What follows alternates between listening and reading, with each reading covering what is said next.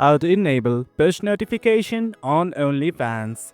Initially, what you guys have to do is simply go to settings. At the left side of the screen, as you guys can see, at the top left, your profile picture. Click on it right now. And once you do that, all you guys need to do is simply scroll down till you see a button like this called as settings. Click on it. Now this is it. From here, as you guys can see, lots of options. But right now, what you need to do is simply focus on this button called as notification. Click on it. And this is it, guys. From here, we can simply enable or disable all these type of notification. Right now, simply click on push notifications right there. And this is it. Currently, as you guys can see, it is turned off. Now what you need to do is simply toggle on this button right there. And that's it. Once you do that, push notifications will be enabled for your OnlyFans account.